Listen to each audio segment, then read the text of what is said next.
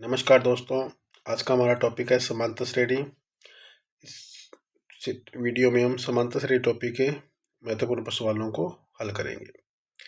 अपने को पहला सवाल दिया है कि समांतर श्रेणी 3, 7, 11, 15 का 11वां पद ज्ञात कीजिए। किसी भी समांतर श्रेणी का nवां पद होता है ए एन बराबर ए प्लस एन माइनस 1 गुना डी के बराबर, जहाँ ए इस श्रेणी का प्रथम पद होता है और डी उस श्रेणी का सारवंतर, जो दूसरे पद में से पहला पद अपने को घटाने पे मिलता है।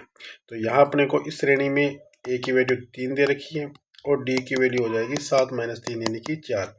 अपने को 11वां पद पूछा है तो एक कम करेंगे। 11वां पद होता है ए प्लस 10 डी के बराबर। ए 3 प्लस 10 गुणा डी है 4। तो अपना क्वेश्चन आंसर हो जाएगा 3, 10 और 4 43 आंसर। इसी तरह अगला क्वेश्चन अपने को दिया है, यदि 6 पदों वाली समांतर श्रेणी में, इसका मतलब n = 6 है, का प्रथम और अंतिम पद a 2 और 10 है। इसका मतलब a अपने को 2 दे रखा है और a n अपने को दे रखा है 10। तो समांतर श्रेणी का योगफल निकालने का सूत्र होगा n/2 पहला पद प्लस में अंतिम पद।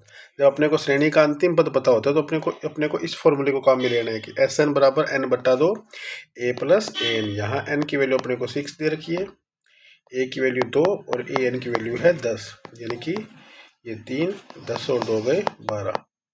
श्रेणी का योग हो जाएगा 36। चलिए आगे चलते हैं।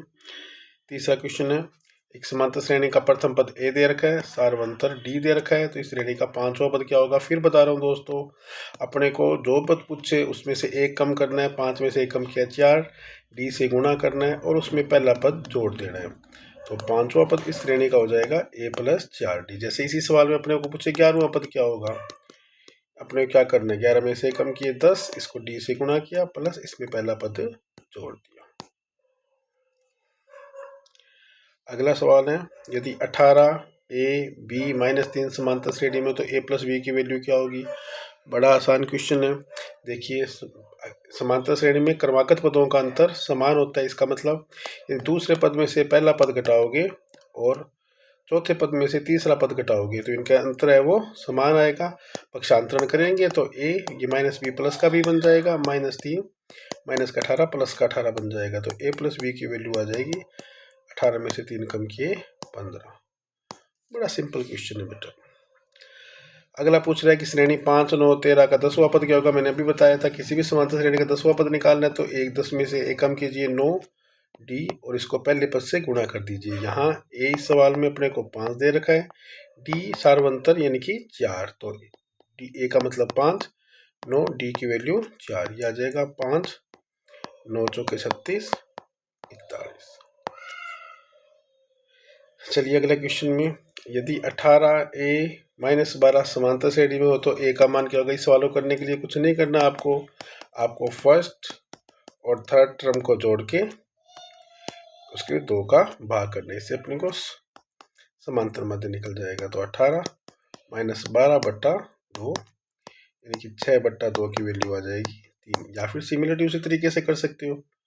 इसका दूसरा तरीका भी, इसमें से ये घटाओगे इसमें से ये घटाओगे, यानी कि अगर a - 18 घटाओगे और -12 में से a घटाओगे तो इसकी वैल्यू बराबर आएगी। सिमिलरली a ये माइनस का a प्लस का a बन जाएगा, माइनस का 18 ये प्लस का 18 बन जाएगा। 2a की वैल्यू 6 आ गई, a की वैल्यू 6/2 यानी कि 3 आ गई। जिस तरीके से भी आप इसको सोल्व करना चाहो कर सकते हो। तो परीक्षा की दृष्टि से ये सवाल काफ़ी इंपॉर्टेंट है। अगला कह रहा है कि समांतर श्रेणी का प्रथम पद 2 है, सारवंतर 3 है, तो इसका nवां पद क्या होगा? फिर बताया था, nवें पद ज्ञात करने के लिए अपने को जो पद पूछा उसमें से एक कम करना है।